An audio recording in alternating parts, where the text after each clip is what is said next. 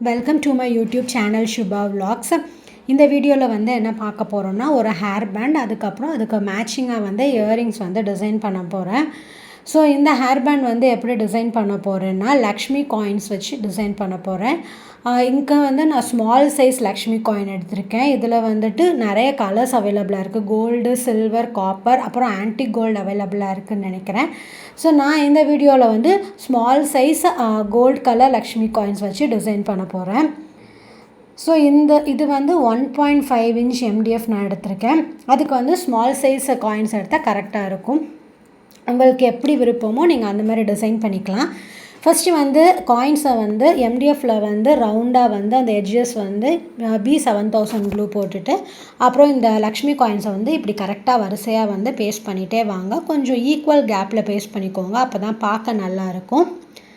அதே நேரத்தில் வந்துட்டு வெளியே அந்த அவுட்டர் சர்க்கிள் இருக்கு இல்லையா, அந்த காயின் வந்து தெரியுது இல்லையா, ஸோ அதையுமே வந்து நீங்கள் கொஞ்சம் பார்த்து ஒட்டிக்கோங்க. ஏன்னா வந்து ஒரு காயின் உள்ள ஒரு காயின் வெளியே அப்படி இருந்தால் நல்லா தெரியாது. அதனால் வந்துட்டு நீங்கள் எப்படி பார்த்து ஒன்ஸ் நீங்கள் ஒட்டி முடிச்சிட்டிங்கன்னா கூட நீங்கள் ஓவரால் வியூ பார்க்கும்போது உங்களுக்கே தெரிஞ்சிடும். அப்போ நீங்கள் செக் பண்ணிக்கலாம்.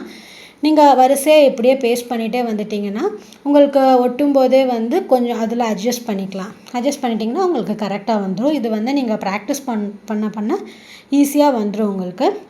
ஸோ இப்போ வந்து நான் ஃபுல்லாக வீடியோ வந்து கொஞ்சம் வந்து ஸ்பீட் பண்ணியிருக்கேன். ஸோ அது நல்லா ஃபாஸ்ட்டாக ஒட்டுற மாதிரி தெரியுது. ஸோ இந்த மாதிரி நீங்கள் ஒட்டும் போதே கொஞ்சம் அட்ஜஸ்ட் பண்ணி ஒட்டிட்டிங்கன்னா உங்களுக்கு கரெக்டாக வந்து ஃபினிஷ் வந்து நீட்டாக வந்துடும். நீங்கள் ஒன்ஸ் ஒட்டி முடித்தோடனே இந்த உள்ளே பார்த்தீங்கன்னா உங்களுக்கு அந்த டாட்டாக இருக்கு இல்லையா, அது கரெக்டாக ஓரளவுக்கு சர்க்கிள் ஷேப்பில் இருந்துச்சுனாலே ஓகே தான், ஒன்றும் பிரச்சனை இல்லை, பார்க்க வந்து நீட்டாக முடிஞ்சிடும். நெக்ஸ்ட்டு வந்து இந்த காயினில் வந்துட்டு என்ன பண்ண போகிறேன்னா குந்தன் ஸ்டோன் வச்சு டிசைன் பண்ணலான்னு இருக்கேன். அந்த ஒரு ரெக்டாங்கிள் ஷேப் மாதிரி தெரியுது இல்லையா உள்ள, அது வந்து விசிபிளாக இருக்கணும்னு அவசியம் இல்லை. ஸோ அதனால் நான் இங்கே என்ன பண்ணுறேன்னா ஸ்கை ப்ளூ கலரில் 8K ஐ ஷேப் குந்தன் எடுத்திருக்கேன்.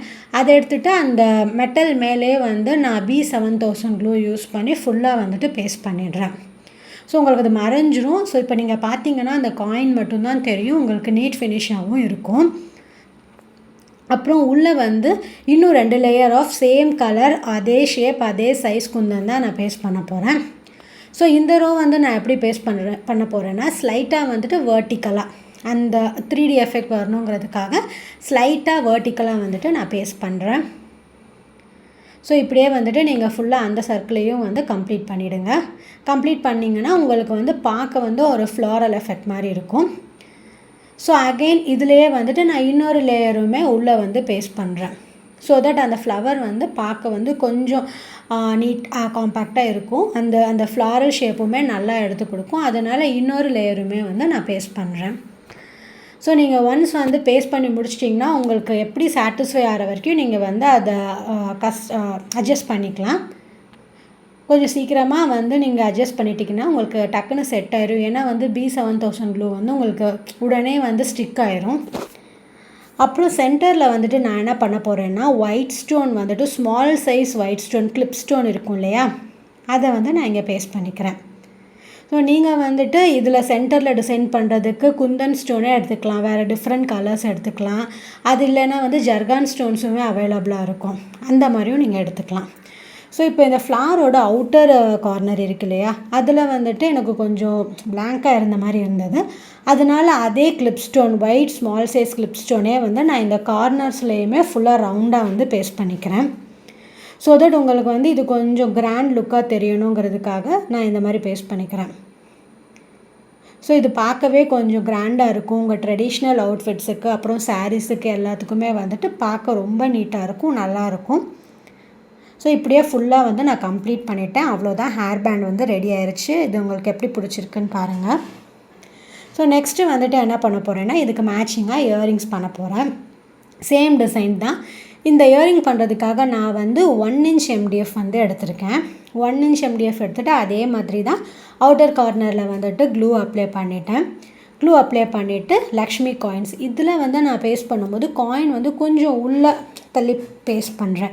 ஏன்னா வந்துட்டு உங்களுக்கு இயரிங் வந்து கொஞ்சம் சின்னதாக இருந்தால் தான் பார்க்க நல்லாயிருக்கும், ரொம்ப வெளியே இருந்தால் நல்லா இருக்காது. ஸோ அதனால் கொஞ்சம் உள்ளே நெருக்கி ப்ளேஸ் பண்ணிக்கிறேன் காயின்ஸ் எல்லாமே. ஸோ அது சென்டரில் வந்து உங்களுக்கு அவ்வளோக்கா கேப் தெரியாது, அந்த மாதிரி நான் பேஸ்ட் பண்ணிட்டேன். ஸோ இது வந்து பேஸ் லேயர் வந்து முடிஞ்சிருச்சு. இப்போ வந்து என்ன பண்ண போகிறேன்னா குந்தன் ஸ்டோன்ஸ் அதே 8K குந்தன் வந்து எடுத்திருக்கேன். ஃபுல்லாக வந்து நீங்கள் அந்த காயின் மேலேயுமே க்ளூ அப்ளை பண்ணிக்கோங்க. அப்போ தான் உங்களுக்கு வந்து நல்லா ஸ்டிக் ஆகும். ஏன்னா இது ஃபுல்லாக மெட்டல் இல்லையா, அதுக்கு மேலே நீங்கள் பேஸ்ட் பண்ணும்போது நல்லா க்ளூ அப்ளை பண்ணிங்கன்னா தான் உங்களுக்கு வந்து எடுத்துகிட்டு வராது அந்த குந்தன் ஸ்டோன்ஸை. ஸோ திருப்பியும் அதே மாதிரி வந்து நான் ஃப்ளோரல் ஷேப்பில் வந்து பேஸ்ட் பண்ணுறேன். ஸோ இந்த மாதிரி நீங்கள் குந்தன் ஸ்டிக் பண்ணும்போதெல்லாம் க்ளூ ஸ்டிக் பண்ணி யூஸ் பண்ணிக்கோங்க. அது வந்து உங்களுக்கு உண்மையிலே ரொம்ப யூஸ்ஃபுல்லாக இருக்கும். நான் இங்கே காயின்ஸ் ஒட்டும்போது வந்து கையில் ஒட்டியிருப்பேன். அதுவுமே வந்து எனக்கு 4 காயின்ஸ் 5 காயின்ஸ் ஒட்டினதுக்கப்புறம் கை ஃபுல்லாக க்ளூ ஆகிடும். எனக்கு வந்து இது பேஸ்ட் பண்ணுறதுக்கு கரெக்டாக வசதியாக இருக்காது. நீங்கள் ஆல்ரெடி வந்து பேஸ்ட் பண்ண ஸ்டோனே வந்து உங்களுக்கு வெளியே வந்துடும். அதனால் வந்து இந்த க்ளூ பென் எடுத்துக்கிட்டிங்கன்னா உங்களுக்கு இன்னுமே வந்து ஈஸியாக முடிஞ்சிடும், நீட்டாகவும் உங்களுக்கு இருக்கும். ஸோ இப்போ அதே மாதிரி தான் உள்ளே வந்து 2 லேயர் ஆஃப் குந்தன் ஸ்டோன் வந்து பேஸ்ட் பண்ணிட்டேன். சென்டரில் அதே மாதிரி கிளிப் ஸ்டோனும் பேஸ்ட் பண்ணிடுறேன். ஸோ இதுதான் வந்துட்டு இயரிங்கோட ஃபைனல் லுக். ஸோ இதே மாதிரி நான் இன்னொரு இயரிங்கும் பண்ணிட்டேன். ஸோ இதுதான் வந்துட்டு அந்த காம்போவோட ஃபைனல் அவுட்புட். உங்களுக்கு எப்படி பிடிச்சிருக்குன்னு சொல்லுங்கள். தேங்க்ஸ் ஃபார் வாட்சிங் மை வீடியோ.